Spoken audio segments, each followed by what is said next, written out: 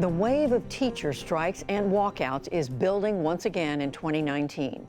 Just in the past few days, teachers in South Carolina have said they plan to walk out for a day next week. The largest teachers union in Mississippi is considering taking a sick-out day. While the strikes started in red states like West Virginia, they've now spread across the country to cities and blue states too.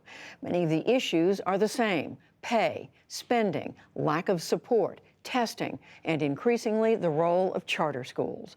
John Yang has a look for our regular education segment, Making the Grade. Judy, every year, state education officials honor the best of the best in the National Teacher of the Year program. Recently, an essay by one of the 4 finalists from 3 years ago caught our eye: the fate of the 2016 Teachers of the Year. Today, only 2 of the 4 finalists from that year are still in the classroom, and only 1 is still at the same school.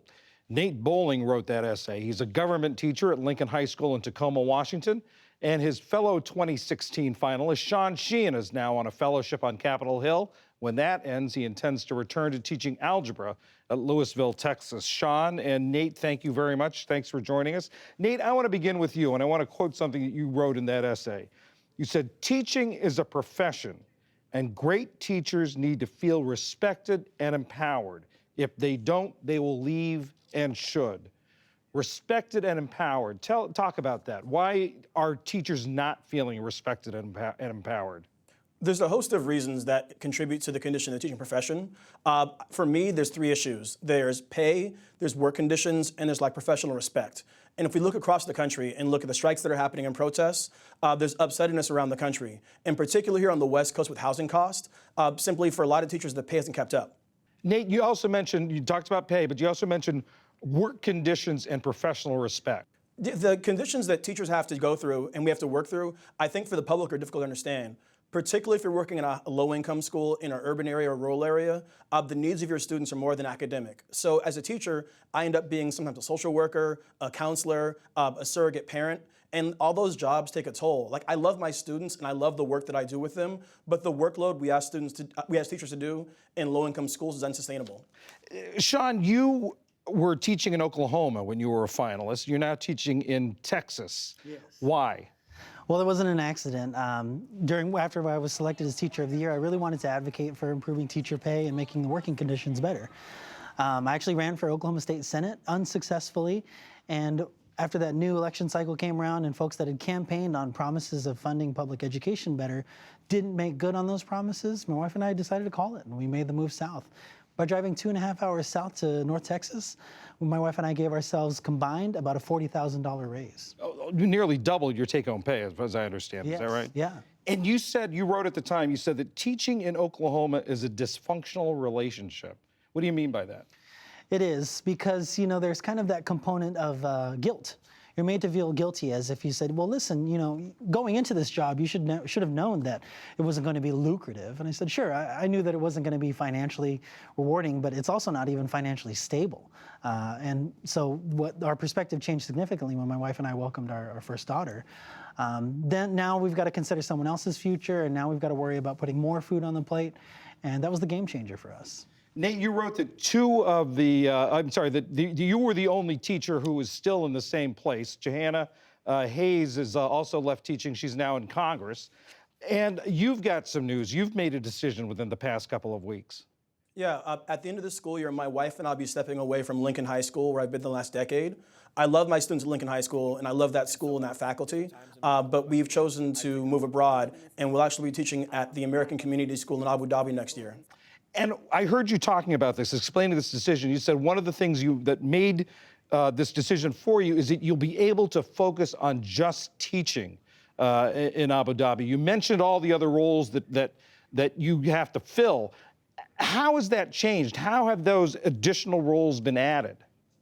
Too many students in America are going to school without their basic life needs met, and essentially school ends up filling that gap for them. School ends up being a place that feeds them, that clothes them. I maintain a drawer in my classroom that has ties, so my students have like ties for job interviews. And So many of the hours that I spend at my school are about meeting my students' needs and like taking care of circumstances in their life that prevent their learning. I don't actually get to focus on teaching. When I make this move, my job over there is going to be to teach. My students' life needs to be taken care of, and I'll just be able to teach. Sean, do you find the same thing in both in Norman and in Louisville? I mean, are you things that get in the way of actually directly teaching the kids? Absolutely, yeah. I would say most folks don't know how many things we educators have to juggle, right? We do have to be, as Nate said, parents and mentors and counselors and handle all of these different aspects of the whole child. And now even, some folks are even asking us to consider security as part of our job duties, one of which I absolutely refuse to do. So it's like continually being asked to do more with less. And at some point, teachers are calling it, and they've made their voices clear. We've seen that in the teacher strikes and walkouts. Well, I want to get to the strikes in a little bit, but when you moved to Texas, you talked about how it improved your take-home pay for you and your wife, who's also a teacher. You got a reaction from a fellow teacher in Oklahoma who said, "I'm just in this for the students. If you're not in it for the kids, don't let the door hit you on the way out." How do you respond to that? Those responses are few and far between. It does feel, it's a dig. It's definitely a dig for folks who maybe don't experience the same financial constraints as we do. The fact that my wife and I are both educators living off of Oklahoma teacher salaries, that was pretty unique. There are a lot of teachers who don't share that same struggle, who maybe their spouse is the primary breadwinner. And for them, teaching can be a pastime, it can be a hobby. They are not quite as invested in the struggle that educators face. But for a two-teacher couple, trying to raise a family on those teacher salaries in Oklahoma in 2016 is absolutely not doable. Nate, Sean talked about the teacher strikes, which we've seen a lot of last year and continuing into this year. You've been out on the picket line, I think, twice in your career. What's that like for you? It's a miserable experience to be on strike because I got into this because I wanted to make a difference in students' lives. But what I can say is that we see during strikes that the public rallies to support teachers.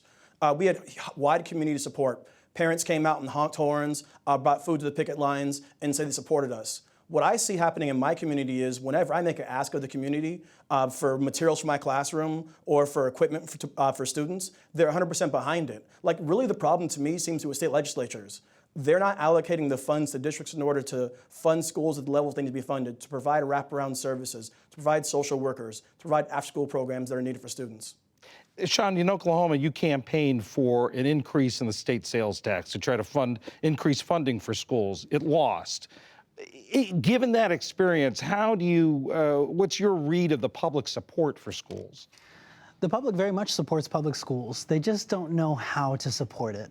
And oftentimes they get lost, the message gets lost in the shuffle. Legislators in our state, in my home state of Oklahoma, are great at kind of twisting and bending the message.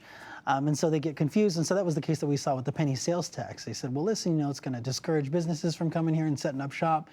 And our counterpoint was, what also is discouraging businesses from coming and setting up shop is underperforming schools and teachers that are vacating the state at enormous rates. Very quickly, Sean, you optimistic or pessimistic about the future of teaching? I'm actually very optimistic. I do feel good. So this year, Oklahoma has taken some steps to provide raises for educators. The governor just needs to sign off on a $1,200 raise, so that'll bring the average up of almost by $8,000. But the state of Texas is also boosting teacher pay raises, and so the challenge to stay competitive in the region is going to be Oklahoma's biggest battle. Nate, what about you? Optimistic or pessimistic? I'm optimistic about the profession and optimistic about the near future. I think that parents and communities really support schools. It's really about policymakers in state capitals who aren't doing their share. Teachers Nate Bowling and Sean Sheehan, thank you very much. Thank you. Thank you.